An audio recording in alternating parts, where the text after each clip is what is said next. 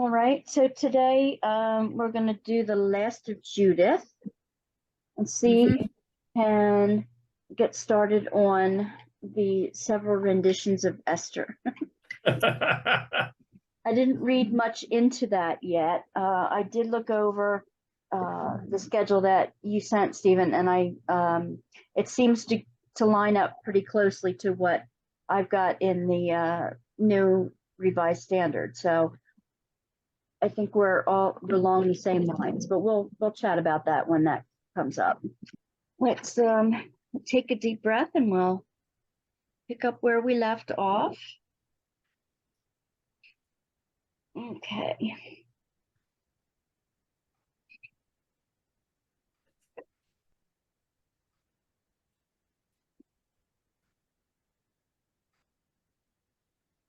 Creator God, we thank you for a new evening, a new day. We thank you for the technology that can connect us around the world in an instant. And we thank you for the opportunity to study your word and share insights with each other and to learn new things about you and about ourselves. We ask your blessings on this gathering today, that we can continue with the sense of your spirit with us in this moment now. Amen. Amen.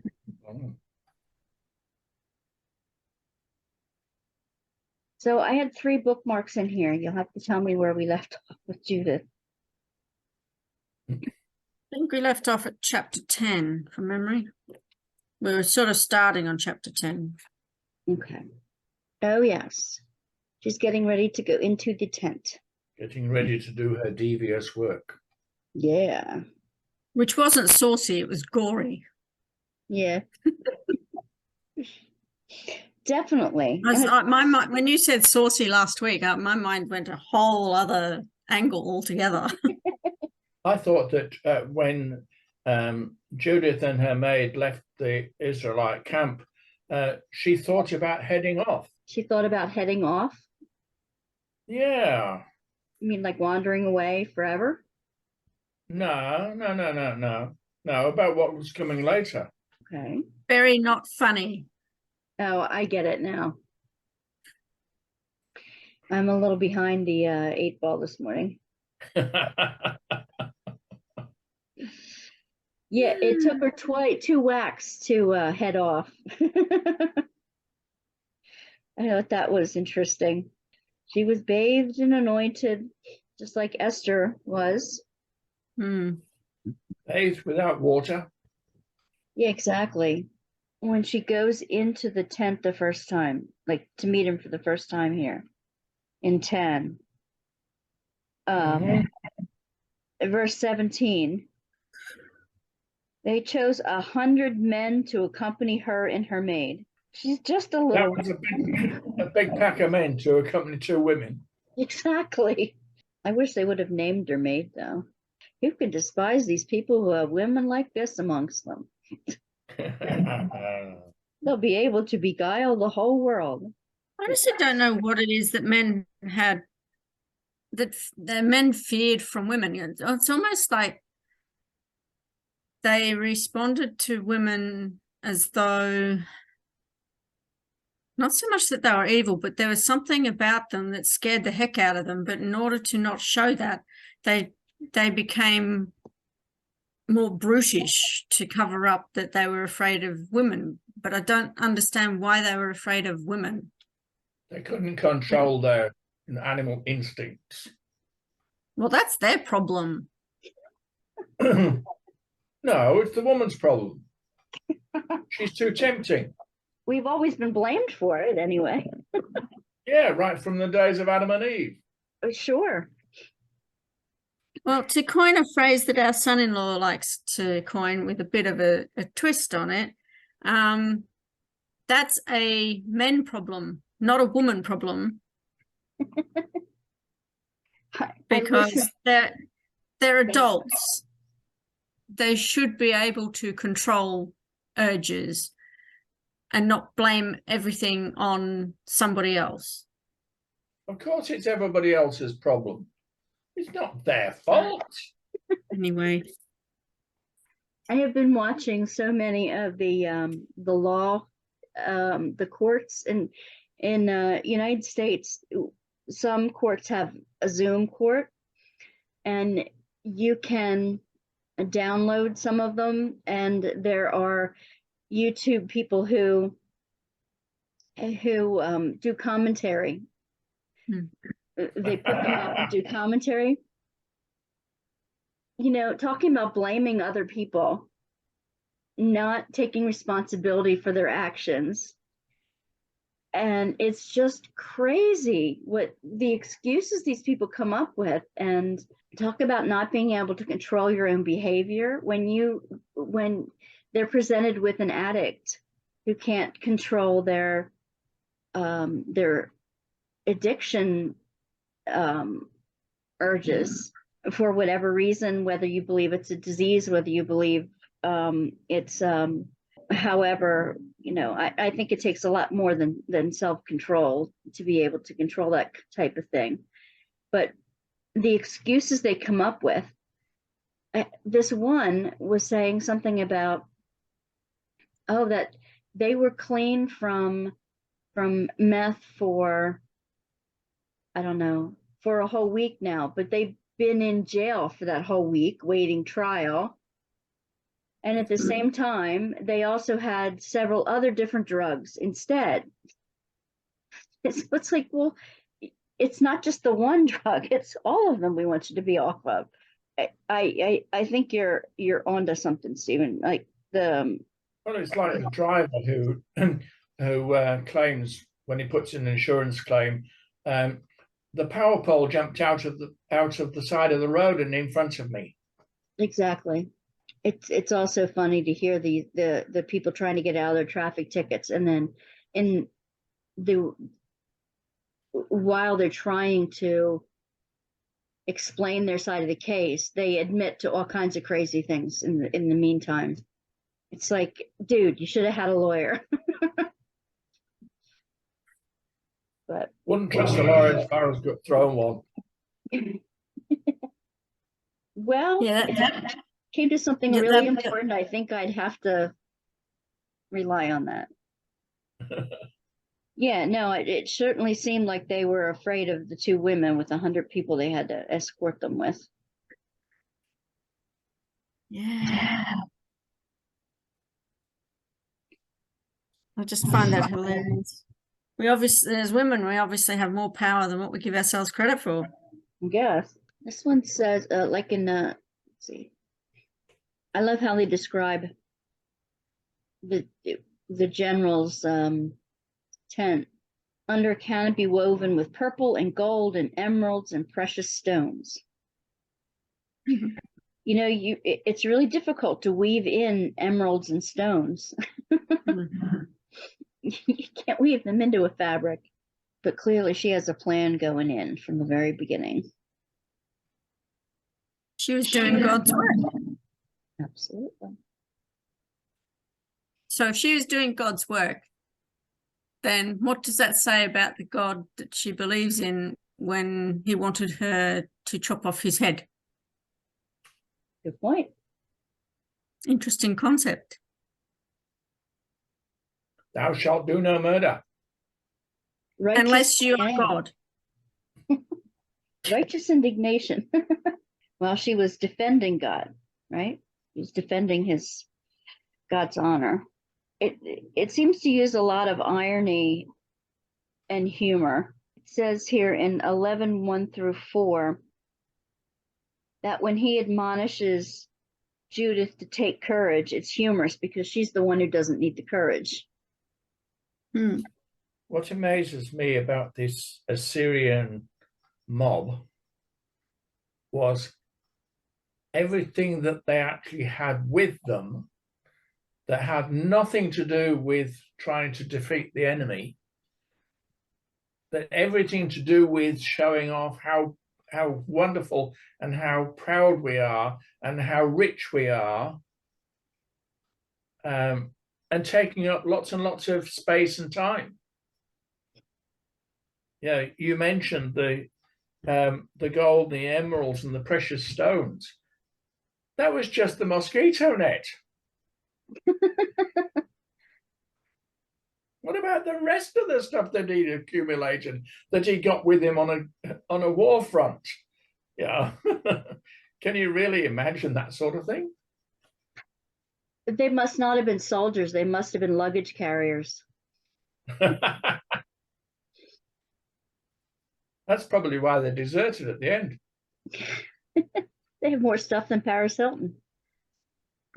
Your description then, Steve, actually reminded me of something that a client of mine mentioned today about some party or other that some politicians were having here in Queensland the other day or something. Very lavish party. So much so that they used, I think, 5 of the most luxurious hotels to put up these politicians, including a couple of politicians who lived locally. And so really didn't need to be put up in these hotels, but they still did it anyway. And I think the cost of the meal or something was something like $100,000. Or the whole week's partying cost something like $100,000 or whatever. When there are people struggling financially. And that's what this Stephen's description and what you've been saying about what we're seeing here, that's what that reminds me of. It's like, oh, look at me, look how great I am, all this wealth and that I have. Oh, you're struggling. Oh, too bad. Yeah, I'm enjoying my coronation last week. Yeah, I was trying not to touch on that. £250 million. Yeah, crazy. I didn't really watch it. We didn't. I avoided it. Yeah, me too. If it was Prince William and Catherine, it may have been a different story. I agree. Because I think they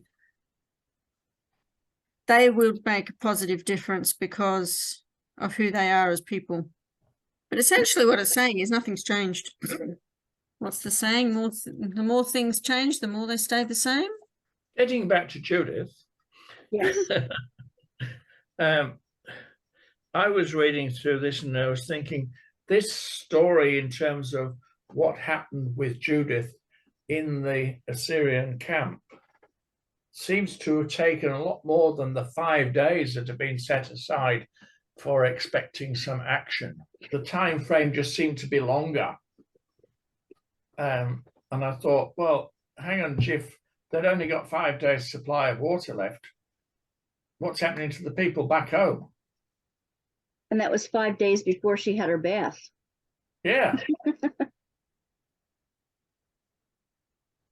In the non-existent water. It does say somewhere, though, that she was only in the camp, like it was on the 4th day that the 4th day that she went in to behead him. I've circled 3 days here. She'd remained in the camp 3 days. That was 12/7, I think. Yeah, 12/7. When she had asked to go out and pray every night. Yeah. So she'd remained in the camp 3 days, and she went out each night to pray. But that must have already been, you're right, that must have already been the 4th or 5th day by that time. Yeah. So the poor folks back home had no water or food. Mm-hmm. Maybe that was the whole point of what was being said with how, by talking about all the jewels and everything, is that you've got all this wealth here, but there are people over here that you are supposed to be looking after that have nothing, and they're dying, or they are being denied basic human rights, as in, or not how they would have said that back in those days, but in their way of thinking, basic human needs in order to survive, while you're reveling it all up and having a wonderful old time and flaunting all your wealth in spite of that. Mm-hmm. I think it's also a matter of God's brinksmanship. that Oh, that again. these things lasted. She was in the camp for 3 days. It's right on the end of the time. Okay, God acts. And it is meant to be fiction as far as the beginning of introduction stuff presented it. That's part of the building of tension in the story, and the contrast between the two, the people with God and the people without God. And often, isn't it? It's like you do the best you can, and sometimes you barely scrape by. And then those that flaunt against God seem to be, the rich moguls, the CEOs, those who. That's not always the case, of course, but it just seems like there's that contrast in life now too. Mm. And Which is why I question when people say that the Bible has no relevance to today. yeah, seriously. I mean, I'm not saying you have to take it word for word, but there are things in there that do speak into what you're experiencing at this point in time, which does give a certain amount of credence to what was being said there. It can also be used as a way of things can get better, because you can see that happening. But it does, I think, relate to today, just in a different way from how it was back then. But it also shows up how human we still are, and how as humans we still make these same mistakes over and over and over again. We're a bit slow sometimes, I think. Yeah, aren't we though? We've been falling in the same tracks since Adam and Eve. Mm. And making the same mistakes. Absolutely. Yeah. You'd think after all this time we would have learnt the lessons. I mean, we've had thousands of years to do it in.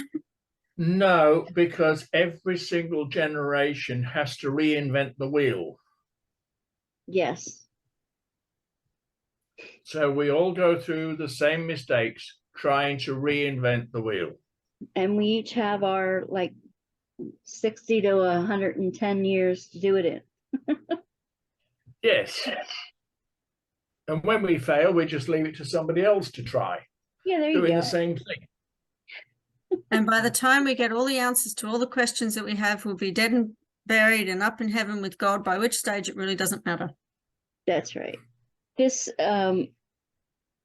interaction that Judith has with the general in 11, I mean, it's like he's saying things and she's thinking, you don't know how true your words are.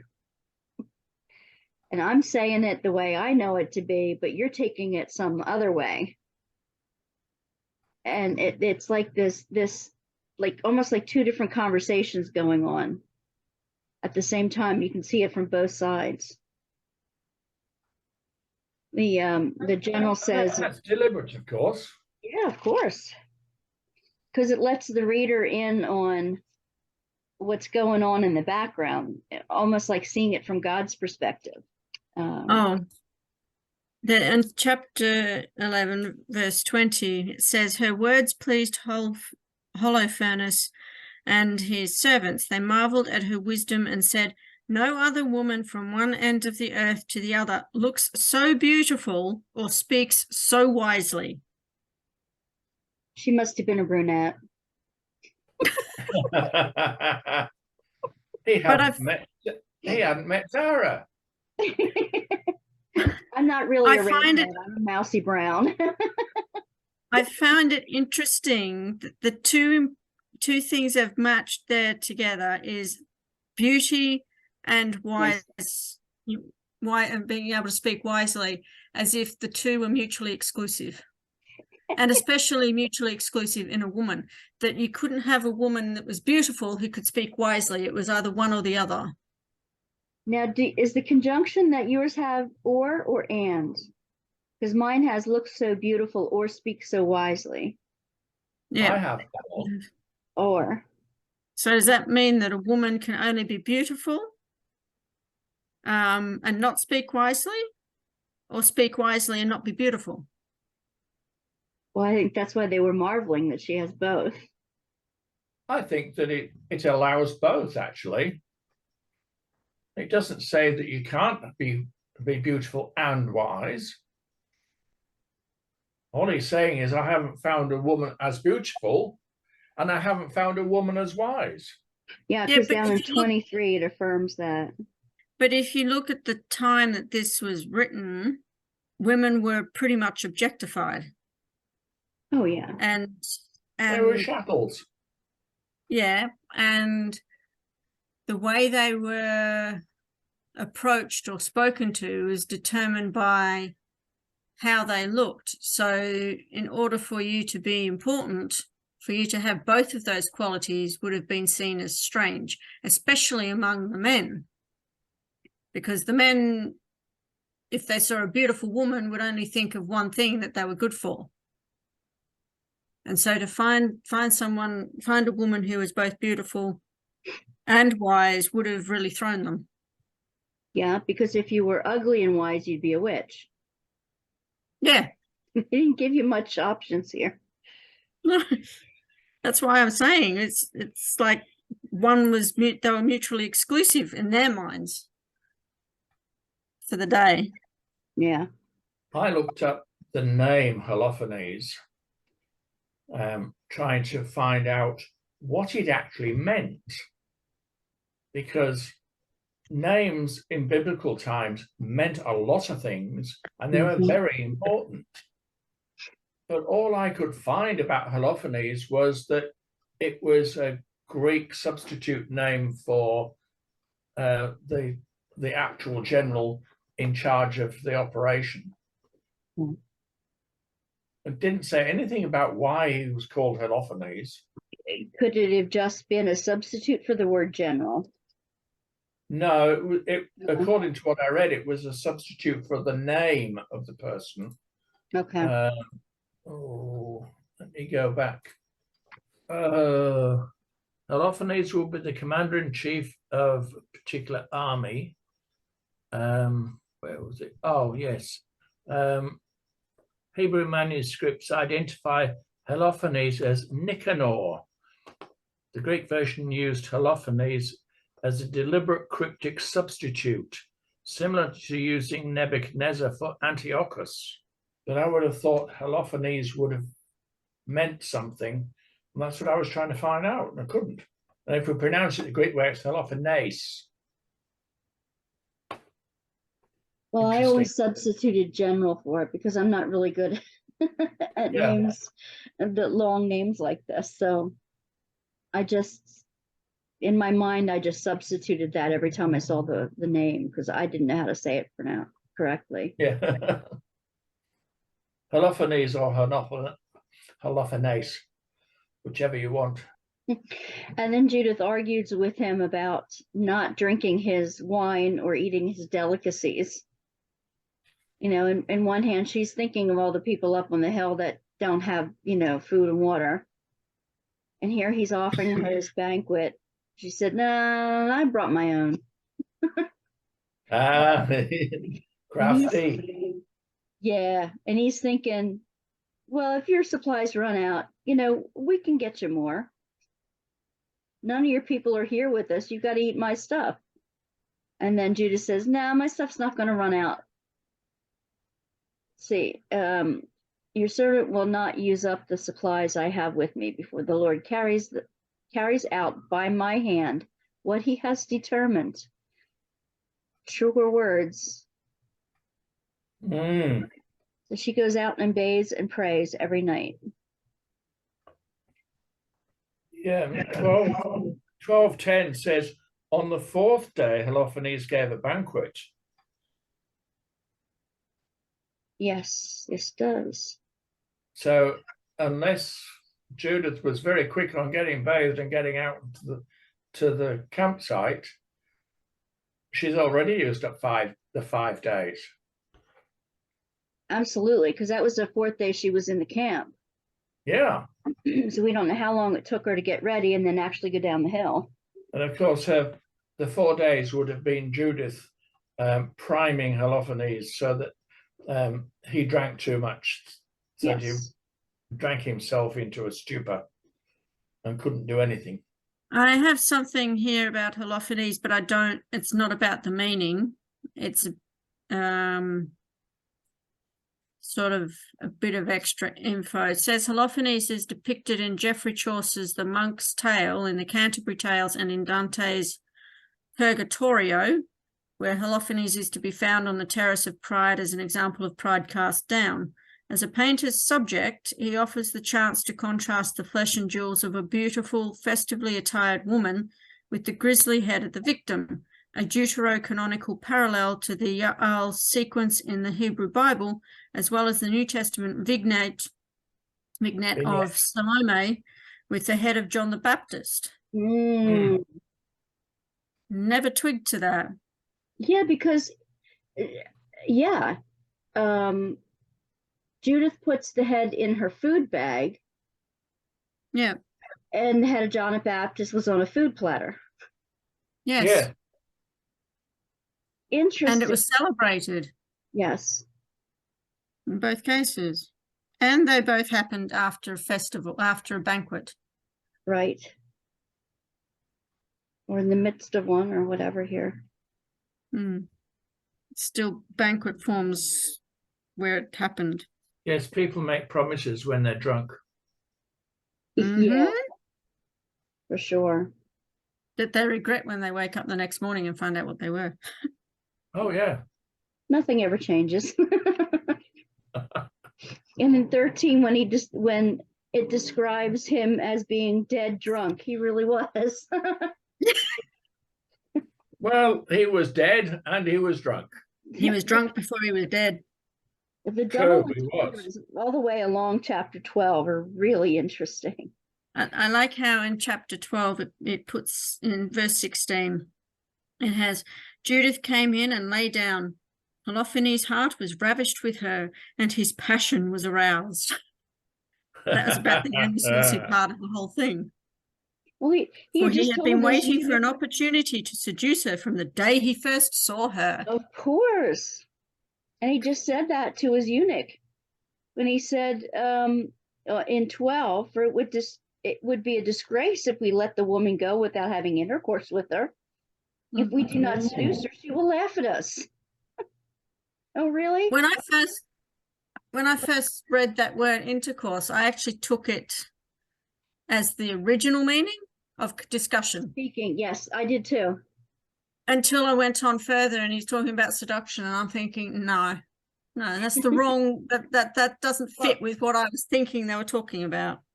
Well, interestingly, up north, off Dampier, there is Intercourse Island. Well, out in Amish country, there's an Intercourse, PA. It's right next to Birkenhead Hand and Blue Balls. And they all three are real names of towns right next to Paradise, actually. They are, in Amish, honest to Pete, I am not lying. If you, Lancaster County, a map of Lancaster County, Pennsylvania, you'd see all these town names. It's hilarious.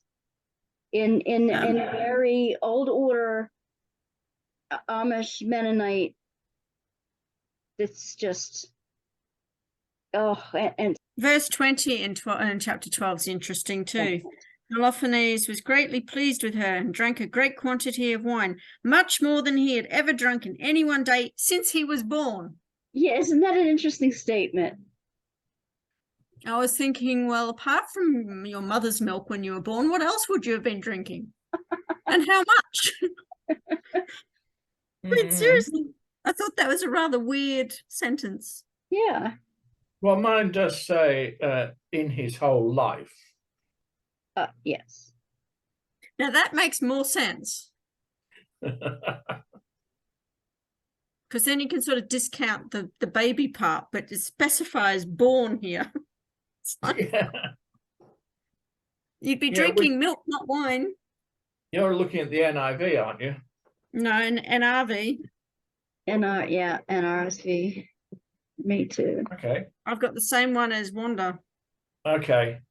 Whereas I've got the Revised English. I sometimes like to break out like the Message or even the NIV or another version, just to see how they have set it up differently. I find the Message too wishy-washy, personally.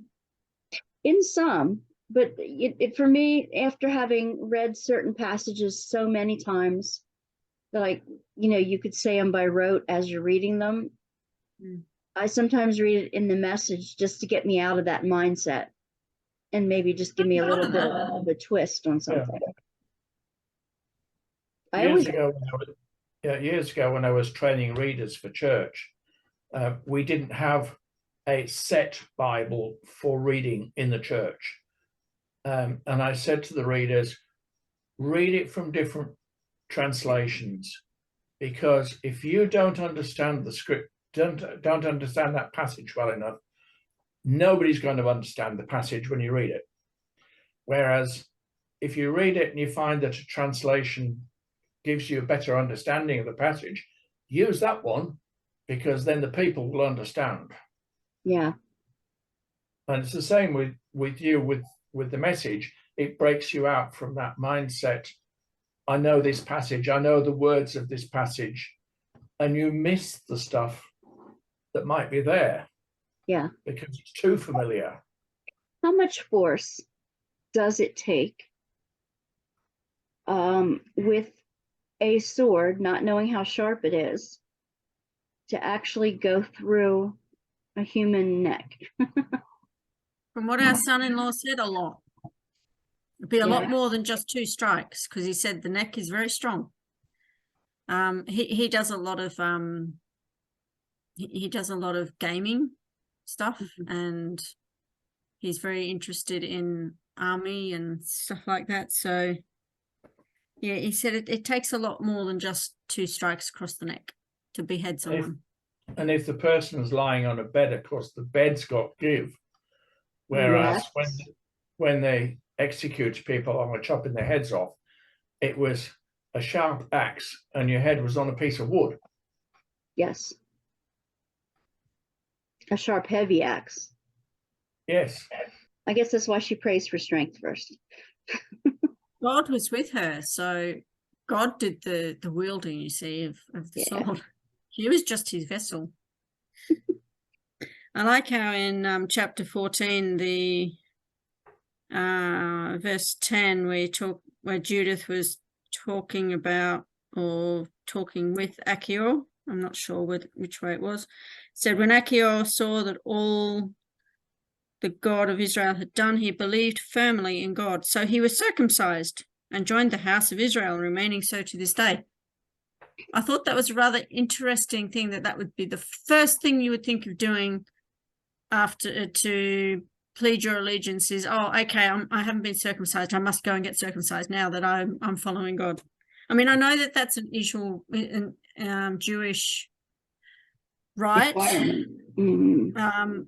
But I just found it interesting. That was the very first thing that he thought of doing, instead of something else like, I don't know, going and worshipping him somewhere. The first thing he had to do was be circumcised. And be in pain for days. Exactly. Well, yeah, because they didn't have anesthetics and stuff back then. It was definitely a full commitment, especially as an adult. Yeah. Like, I believe so much in this now that I'm all in. I mean, I'm sure they had people living with them in community that did that just prayed and went through the festivals and everything the way, just living with them.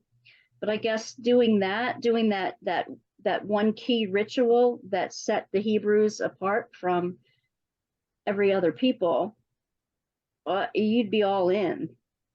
A total commitment to that way of life then. I wonder if that actually is something that harks back to the parting of the Red Sea, or Red Sea, as it's known, where the Israelites were fleeing Egypt and they stopped to be circumcised while they had the Egyptians bearing down on them. And so they, yeah, that was pointed out to me many years ago, and it's like, oh, and as the priest said, let's just put this into perspective. You have all these Egyptians bearing down on you. You decide as a group, we must be circumcised because that's our covenant with God. And back in those days, it would have been a few days of recovery. He said, can you imagine what it would be like them going up to the Egyptians and saying, stop, we've just been circumcised, we need to rest for a few days, and then we can continue? Yeah, that's not going to happen. Let's pick up next week where we left off. Yeah. Okay. Wow. But yeah, that when he pointed that out, it's like, oh, I've never seen it like that before. It sort of puts a different perspective on things. And that's, I think, probably what this was reminding me of. No wonder Yes, it took 40 years to get through the desert. Yes, Wanda just reminded me of a true story from, I think it was World War One, where the Germans and the Brits were fighting each other in the trenches and shooting each other. Came to Christmas Day, See, they stopped fighting, they celebrated Christmas together, and came Boxing Day, they started shooting each other again. Yep. I remember that. Not personally, I remember having heard that. No, I don't think you're quite that old, Wanda. Not quite, no. Some days I feel it, but no. Join the club. Yeah. When it has, okay, after the general's death was discovered, this is in 14, right around verse 17, 18 here. No, 16. Okay, when the eunuch went in and found that his body, literally just his body was there, he wept, groaned, and shouted and tore his clothes. Wasn't that just a Jewish custom to rend your clothes in mourning? Was that Not sure. Arabic custom or just a Jewish custom? I found it unusual. And then, well, and then the leaders of the 14, 16.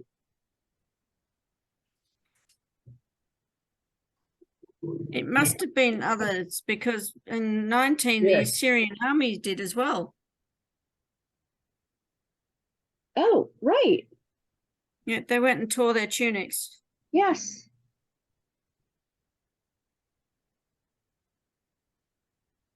That wouldn't have left them much cover, would it? No. Considering they didn't wear anything underneath. This is true. But they were wealthy, so they probably had spares. Yeah, and it could have been more than one tunic. If it was a cold day, they probably had 2 or 3 on, right? I don't know. But I just wondered if it wasn't something with the culture of the area or whether it was the culture of the Hebrews. It sounds like it was more of the culture of the area. Yeah. So then in 15, just because the general's beheaded, everybody runs away. Run away, and left all their goodies behind. So now the poor people up on the hill come down and take it all. The great riches. Yeah, so they have lots and lots of valuables and lots of food and lots of wine and lots of water. Yeah. And they can celebrate. Well, not all the food was fit for them to eat, was it? Verse 11 in that same chapter, 15, all the people plundered the camp for 30 days. Yes. They must have had a lot of stuff there. If it took them 30 days to plunder it all. Yep. And it was a city that was going out to plunder it. Yeah. And Judith got to the tent of the general. All his silver dinnerware, his beds, his bowls, his furniture. She loaded mules and carts piled high, hitched up her carts and piled things on them. How is she getting them back up the hill? Well, the mules will. She took ivy-wreathed wands in her hands and distributed them to the women who were with her. She and those who were with her crowned themselves with olive wreaths in dancing. Yeah, she led the dancing and the men followed. Very interesting. It's role reversal. Yeah, but she just saved them. Yeah, that doesn't necessarily mean anything though, because there've been cases that have been reported where the women did a lot of things, but the men took the glory and were the ones that led. Yeah. Whereas she's being treated almost like the head of an army herself as a woman. Yeah. I find the last bit of chapter 15 rather interesting, that the women were in dance, the men of Israel in full armor followed. Wait a minute, I must have missed that. David refused to wear full armor when he went to face Goliath because he couldn't move. So bearing their arms, yes. In full armor must have been a sight to be seen. I have bearing their arms, but yeah, full armor. Whoa. Yeah, and those bits of armor were not light. It's my notes here says there is a strong tradition in Israel of women leading celebratory processions. Oh, okay. Well, I'm remembering how Moses' sister led dancing near the Red Sea or something like that, if I remember right. But I remember she led some dancing too. But in this case, I think Judith wasn't just leading the dance; she was being revered. Yeah.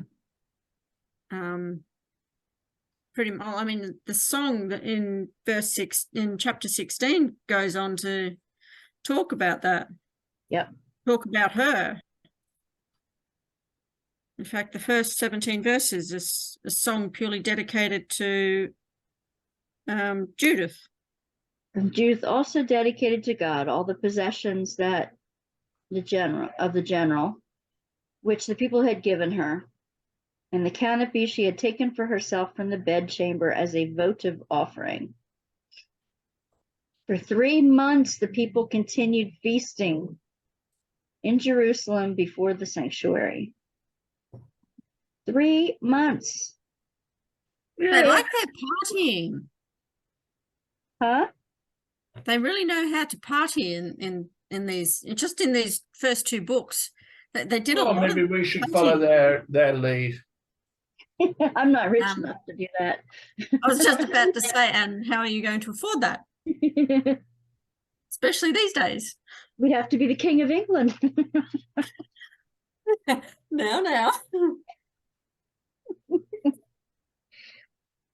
Oh, and then it goes back to at the very end, before it says that she was 105, but before that, I guess in 22, many desired to marry her, but she gave herself to no man all the days of her life after her husband died.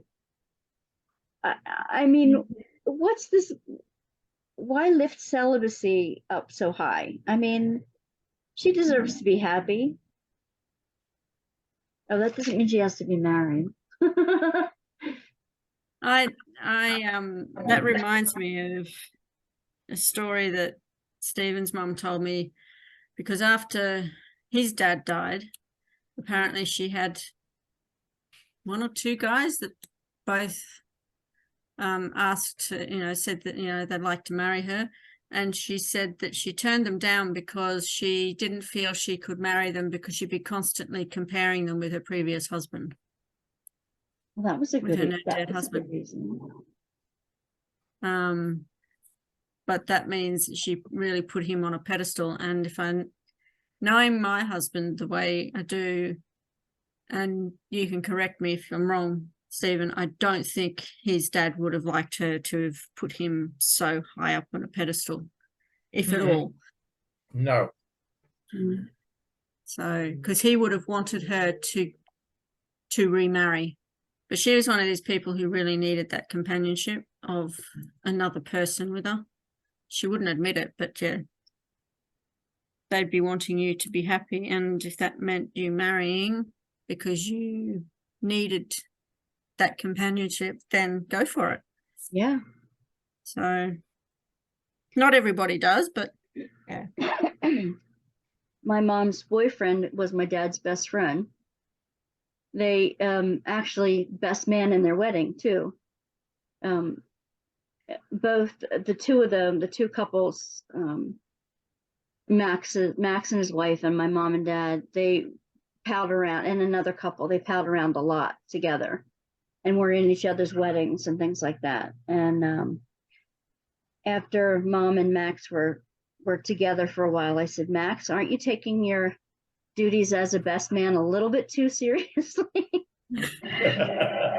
But no, I mean, they were grieving together, and it just was natural. We were just glad to see that she was happy and as a companion. And you know, after a while, we were all for it. After we got over our grief, you know, we were all for it.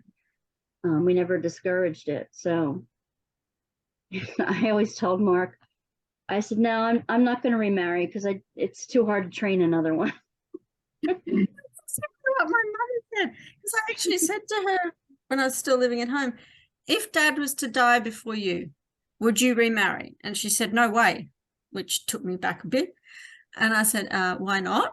And she said, because it took me 30 plus years to train him up to be the way he is now. I'm not going to spend another 30 years trying to train up another guy.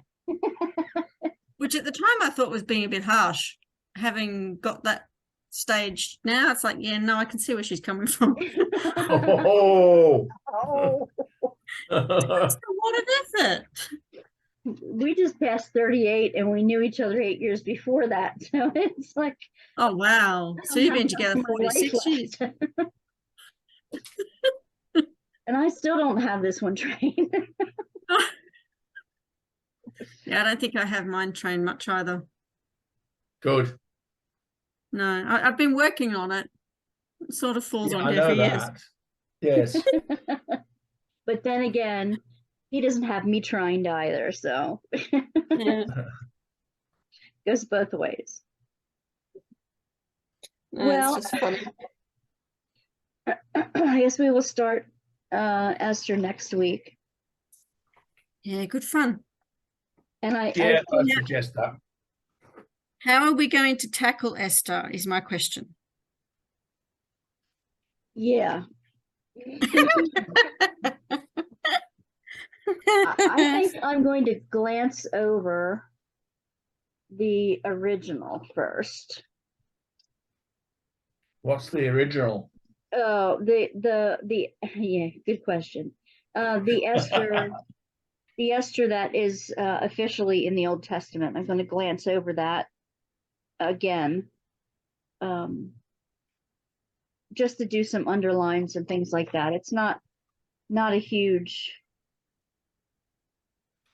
read to begin with. So, but mine, I was looking over your notes that you sent, and it is the same way that it's presented in my book too. Yes, I gather from the comment that the bits in square brackets you should also find in the original in Esther. Okay. But there's a different name in Esther rather than in the Apocrypha. I'm just having a quick look there. The apocryphal reading in the REB, those events happened in the days of Artaxerxes, that Artaxerxes, who ruled from India to Ethiopia, 127 provinces, whereas in the Old Testament, the events here related happened in the days of somebody else, I'm not going to Ahasuerus. and that person ruled from India to Ethiopia 127 provinces. So slight changes, but not much. Yeah, Esther in the Old Testament ends at chapter 10. Verse 3. Only has 3 verses. Where did they get 11, 12, 13, 14, 15, 16 from? From gathering other manuscripts. Other sources, yeah. One's from the Greek version, the Septuagint. Another one says here that it's from, oh, they label it MT. Now, what are they calling MT here? Masoretic text. There you go. And then there was a third source that they used. Yeah, I have a little bit of an intro. It's got on mine. The deuterocanonical portions of the Book of Esther are translated from the Greek version. I think Stephen's That's a already. Septuagint. Yeah. Yes. Yeah. And comprise 107 additional verses that have been inserted at the appropriate places in the translation of the Hebrew form of the book. The disordered chapter numbers come from the displacement of the additions to the end of the Hebrew form of the Book of Esther by St. Jerome in his Latin Vulgate translation. That's the third one then, the Vulgate. Yeah, and from the subsequent division of the Bible into chapters by Stephen Langton, who numbered the editions consecutively as though they formed a direct continuation of the Hebrew text. The deuterocanonical portions are given in the order found in the Greek text so that they may be read in their proper context, but the chapter and verse numbers conform to those of the King James or Authorized Version. Proper names are given according to their Hebrew rather than their Greek form. For example, Ahasuerus and Mordecai instead of Artaxerxes and Mardochaeus. And then he's got a list of the additions. Whereas the REV says proper names are given in the form in which they occur in the Greek version. Yeah. In Artaxerxes. So when we're reading this, what ones are we reading? We're just going to follow as in here. Anyway, anybody want to close us today?